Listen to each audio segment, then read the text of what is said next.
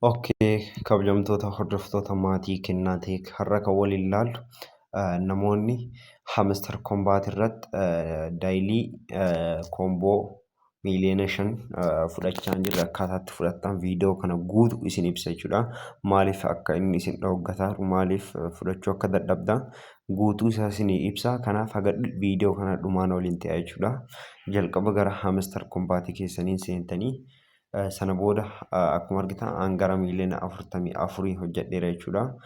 Sa'aatii tokkotti profit per hour kan jedhu sa'aatii tokkotti yeroo offline ta'utti sa'aatii tokko 500 naa kenna. Kana jechuun sa'aatii lamatti miiliyoona 1 sa'aatii 24tti miiliyoona 12 jechuudha kan inni naaf kennu. Kan akkaataatti guddifattanuun miiliyoona 5 ka guyyaa daayilii koomboo isa jedhu isa kan akkaataatti fudhattan guutuu isaa isin ibsa jechuudha. Haga viidiyoo kana dhumaan waliin ta'aa jechuudha. Akkaawuntii dhibii isin mul'isa kana already fudhadheera. Gara akkaawuntii sanii haa deemnu. Malti akkaawuntii fayyadama malti akkaawuntii jechuun baay'ee gaarii. Kanaaf hangara teelegiraamii dhibiin deema appilikeeshinii tokko irratti hojjechuun qabdanii aanpilaasiidhaanis ni hojjedha. Sana booda erga seeneen booda Hamster Kombaat jedhee haala kanaan sarchi godha. Akkaawuntii biraati isin mul'isa jechuudha. Akkaawuntiin kun akkaawuntii already lafa keeruu waan hin beekamu akkaawuntii hedduu hojjechuun gaariidha. Isinis yeroo maallaqatti argattan maallaqa gaarii argachuuf akkaawuntii 2-3 baay'ee isaati hojjedha jechuudha. Haaluma kanaan jira jechuudha. Kun liivilii isaa hangas mara guddaan jedhamu. Sa'aatii tokkotti 233 naa kenna. Kanaaf jalqaba bakka eerneedhu kana seenuudhaan guyyaa guyyaan daayilii riiwaardii isa jedhu kana kiliim goona jechuudha. Hanga miiliyoona 5 yoo guyyaa tokkoffaa isa kooyinii 500 nuuf kenna.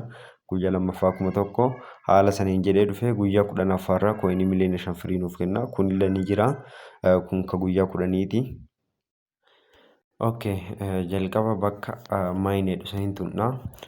Daayilii koomboo keenya ilaaluuf. Daayilii koomboon keenya akkuma argitan asillee mallattoo gaaffii asillee kan bakka kana galu warra asiin jalaa kana jechuudha. Amma fakkeenya inni tokkoffaan deebiin kana jechuudha.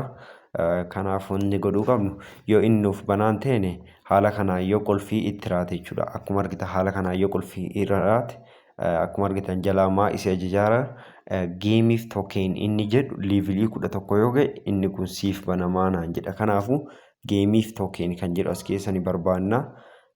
Hin deemna. PR team kan jedhu kana jala ni seenna.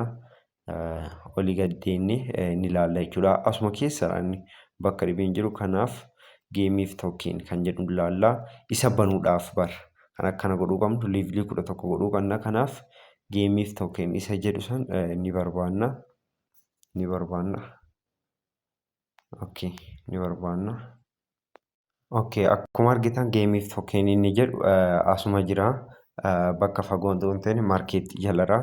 Kanaaf geemiif tookeenii yeroo liivilii 11 ga'utti sooshiif tookeen inni jedhu kun nuuf kenna. Kanaafuu isin mul'isa.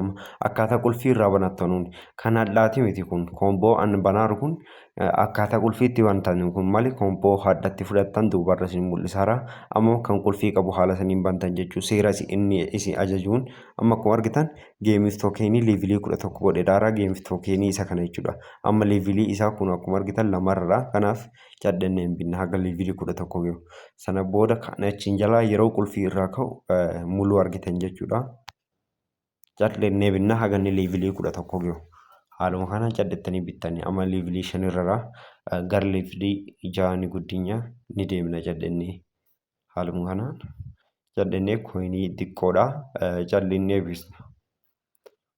Liivilii 6 irraa kanaaf gara liivilii 10 tuqee walitti deemna. Akkuma argitan liivilii 10 godheeraa liivilii 1 kanaaf inni kun yeroo inni irraa banamu argaartanii ilaala. Kanaaf go'ee heddeedhaan sana booda kan achiin jalaa qulfii irraa ka'eera. Akkuma argitan kunoo qulfii irraa ka'eera. Kan isin jalaa qolfame haala saniin dubbisuudhaan yaaddanii hojjechuu qabdu. Kanaaf koomboota hadhaa kanneen akka itti guunnu